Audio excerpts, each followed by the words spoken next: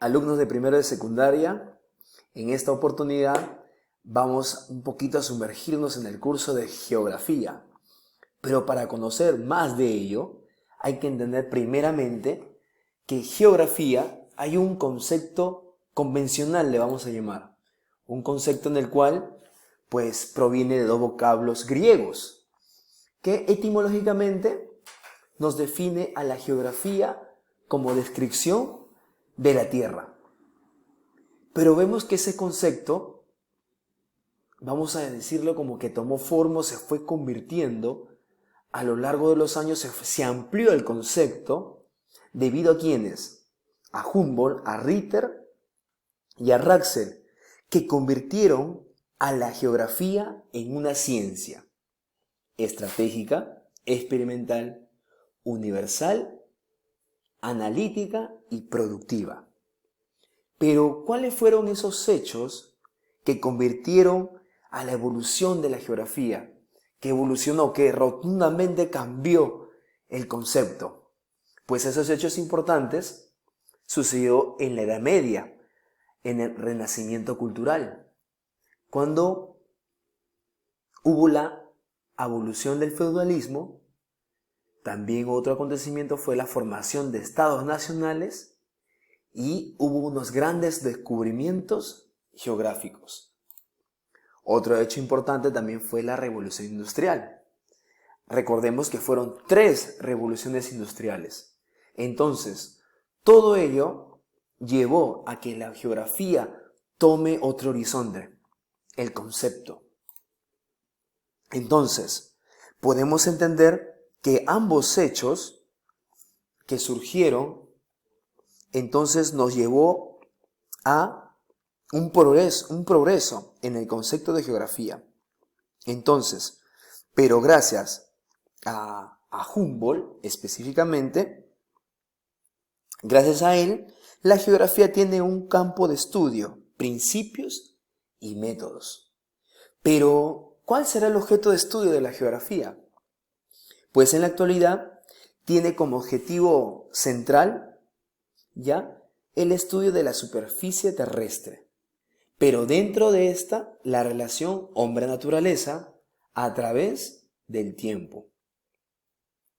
Hay que entender que en esa relación hombre-naturaleza vamos a analizar las acciones del ser humano, como pueden ser positivas y negativas. Por ejemplo, tenemos la construcción de represas. O, por ejemplo, si vemos, empezamos a buscar imágenes en China, la del ferrocarril del Tíbet. Entonces, mire en conclusión cómo llegamos a tener un concepto más específico de geografía. Muy bien, pero la geografía no quedó ahí. Esto involucró también a que el término de geografía, al abrirse un campo de estudio, a tener principios y métodos, se amplió en ramas de la geografía. Por lo tanto, entendemos que la geografía física estudia los esquemas que pueden producirse en el espacio físico. Aquí hablamos la hidrosfera, atmósfera y la geósfera. Con este estudio dio paso, ¿ya?, a otras disciplinas, a otras ciencias, como la geomorfología, geología, geogenia, litología, edalogía, hidrología, crenología, potamología, oceanografía, limnología, climatología, aerología y botánica. Por eso, hablábamos que al haberse ampliado el estudio de la geografía, una sola ciencia no podía determinar todo lo que involucra, pues, conocer acerca de nuestra superficie terrestre. Entonces, por eso que estas disciplinas nos ayudan a conocer un poco más de la geografía. Muy bien, pero hubo unos principios básicos de la geografía, como es el de localización, extensión, ubicación o distribución. Este primer principio tiene un personaje, el alemán Friedrich Ratzel. Entonces, él, ¿qué expuso? Que todo hecho o fenómeno geográfico debe ser determinado espacialmente. Eso quiere decir que tiene que ser localizado con exactitud mediante coordenadas, señalando su extensión, forma, distribución y límites. Por ejemplo, acá tenemos en la imagen, podemos observar la cuenca del río Rímac. Y es una de las principales cuencas que abastece de agua Lima. Y obviamente que está ubicada, tiene sus coordenadas, entonces que nos indican pues también su extensión, su forma y distribución, y justamente con sus límites. Muy bien. Otro principio tenemos el de descripción, universalización, comparación o generalización.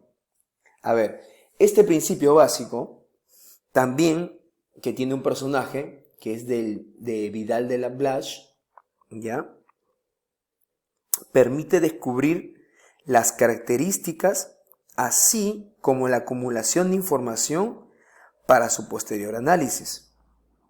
Por ejemplo, nosotros tenemos un mar tropical, por ende tiene una gran variedad de riquezas.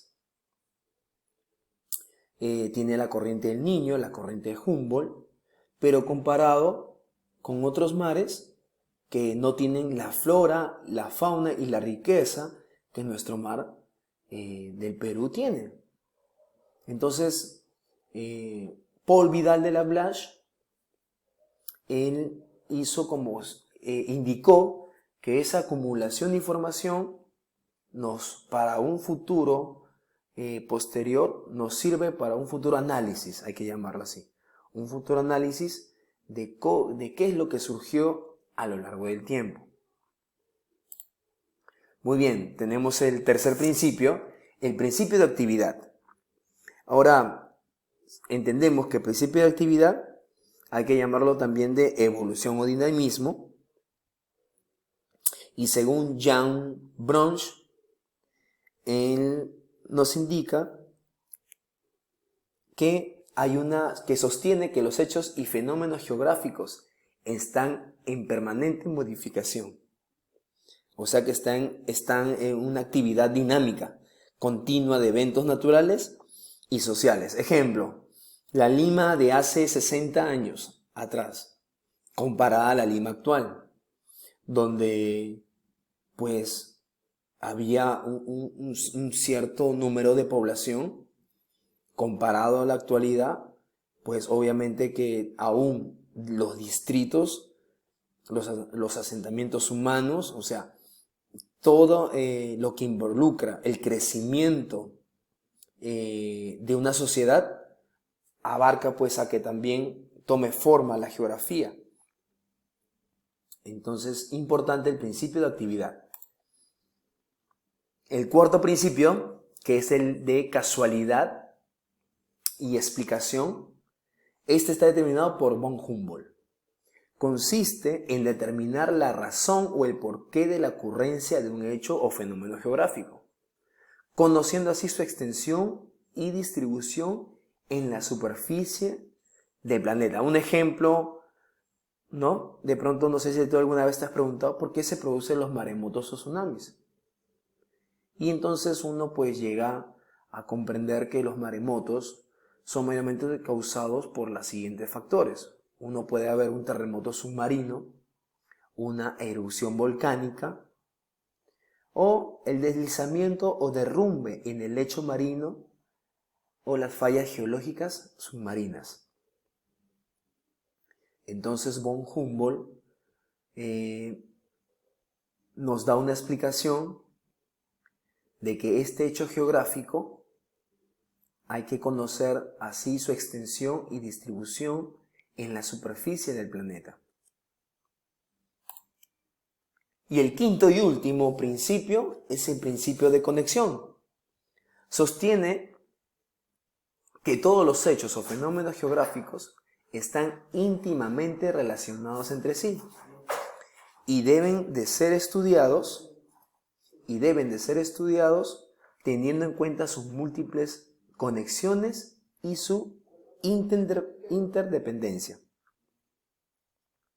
O sea, este principio de conexión nos indica que todo fenómeno hecho o geográfico está íntimamente relacionados entre sí. Muy bien. Con eso pues hemos terminado los 5 principios básicos de la geografía.